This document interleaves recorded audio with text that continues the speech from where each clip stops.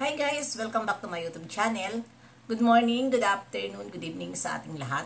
Saan man tayo sulok ng mundo. Sana'y nasa mabuti tayong kalagayan at ligtas sa anuman masamang kapahamakan. At bago ang lahat, shoutout muna tayo sa founder ng Kalingap, Kuya Val Santos Matubang, Ate Edna Vlogs, Kalingap Rob, syempre kay Jack Matubang, at sa lahat ng mga sponsor na walang sawa tumulong sa mga nangangailangan, more blessing to come. At syempre shoutout din tayo dito sa aking Strikers team. Nandyan si Cel TV PH, Hayats Mix Vlog, Selena Barbosa, Ermagalo Mix Vlog, Sispik Silixi. At syempre, shout out din kay Tita Lydia, Tita Thankful, Mega Love, shout out sa inyong lahat. At ayan, ano na naman ngayon ang ating reaction video? Andyan sa ating thumbnail na naman si Ate Edna, no? At siya ay nagpaliwanag uli. At siguro ko naman, doon nga sa mga again sa Kalingap, ika nga sabi ni Ate Edna, yung nang babas ay hindi tunay yun na Kalingap. Dahil siya lang naman, ay wala naman siya doon sinabing masama, at nagpaliwanag lang siya na ang ganitong sitwasyon dahil mayroon na noon nangyari na ganun rin ang ginawa, at yun ay para hindi na ulitin uli, kaya nagpaliwanag lang siya.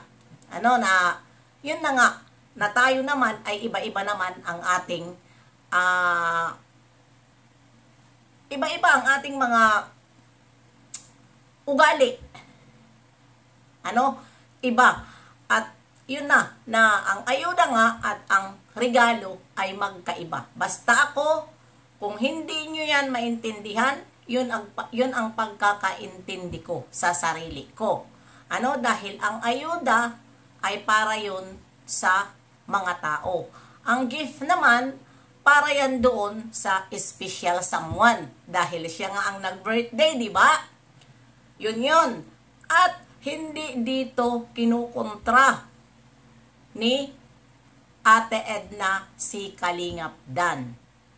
Hindi niya kinukontra. Ang binabalik niya dito, ito nga, na nagsusulisit para lang daw sabihin na may regalo kay Kuya Val, kay Kalingap Rob, hindi naman pala sarili sa bulsa nila, kundi sa mga sponsor. Yun ang nasabi niya.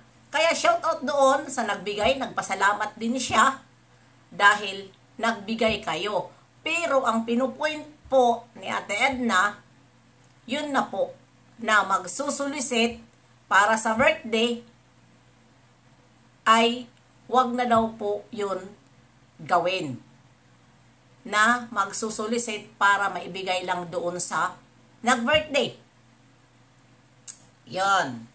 Pero, okay naman kung magsulisit ka na doon mo siguro direct na kay Kalingap Rob at wag na ipang ayuda. Dahil iba naman, oo nga, ito, charity vlogger sila at tumutulong sila sa mga taong nangangailangan. Pero, iba naman yung ipapamigay nila at iba naman ang yung mayroon ka remembrance doon sa birthday mo sa mga nagbigay sa'yo, lalong-lalo na kung mga follower o ganun, kasi syempre charity vlogger siya, di ba? Ito si ma'am, na dyan sa mga group nagbigay para kay Kalingap Rob. Ayan, si Ate Malo, nagbigay ng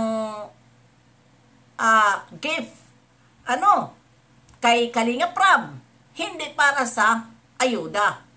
Yun lang yun. Kaya siguro ko naman ngayon, ay yung mga kumukontra kay Ate Edna, dyan na mga sabi pa ni Ate Edna ay hindi mga kalingap, ay hindi nila naintindihan dahil sila po ay naghahagilap lang talaga ng maikakasira sa kalingap. At hindi naman din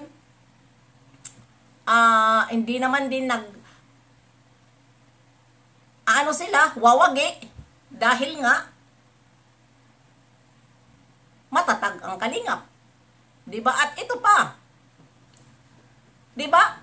Diyan sa live ni Ate Edna na mayroon naman pumasok na basher dahil napansin nga nila lagi ang kunting ang magandang salita ay ginagawa nilang masama dahil lang mayroon sila ikasira sa Kalingap. At nag-comment na ito daw si Kalingap Prab ay nagsulisit para sa birthday ng lechon kay Pau Pau. Mahiya ka naman magsalita ng ganon. Dahil kung lechon lang ang pag-usapan, maraming lechon. Kahit lang si Kalingap Prab, makakabili na yan lang ng lechon. Si Kuya Bal, si Ate Edna, si Jack. Marami. Marami. At once na mag-solicit si Kalingap Prab sa kanyang live, natutukan niya ang pag-solicit, baka matulala ka. Baka manigas ka, baka atakihin ka. Dahil maraming magbibigay. Maraming nagmamahal kay Kalingap Prab. Baka atakihin ka kung makita mo na kung tutukan ni Kalingap Prab ang pagsulisit. Pero hindi ginagawa yan ng Kalingap na sulisit. Bawal nga ang mangsulisit kontra nga nila yan. Tapos si Kalingap Prab pa magsusulisit. Nabawal nga yan sa Kalingap. Ilang bisis yan pinapanawagan ni Kuya Val. Bawal ang magsulisit. Diba? Grabe kayo. Hindi kayo nakakaintindi. At kung makapagsalita kayo, ay akala nyo marami na ang kakampi nyo. Ang sabi nyo, si Ate Edna ay marami ang against kay Ate Edna. Hindi yan mga sulid Kalingap. Yun na kumukontra kay Ate Edna, sa inyo yun. Sa sulid Kalingap, hindi si Ate Edna pababayaan. Marami pa rin ang nanunood sa kanya kaysa sa inyo na mga nang babas kay Ate Edna. Kaya, kaloka, doon sa nag-comment sa akin na paalisin, natawa ako, paalisin daw si Ate Edna sa Kalingap. Nasaan ang mga utak nyo? Sige nga, common sense na lang. Si Ate Edna, paalisin sa Kalingap? Ay, Diyos ko Lord, doon ko agad napansin. Ako ginawa ko lang katatawan doon sa live ko. Pero, hindi nyo alam kung ano rin ang nasa utak ko. Diba? Yung nagsabi na yan, bobo at walang utak. Diba? Pero, pag live ako, ginagawa ko lang yun katatawa. Diba? Mahirap naman lagi tayo seryosa sa ating live. Diba? Kaya, isipin nyo na lang, palalayasin nyo? Asawa ni Kuya Bal? Nanay ni Kalingap Prab? Ano siya? Kabit?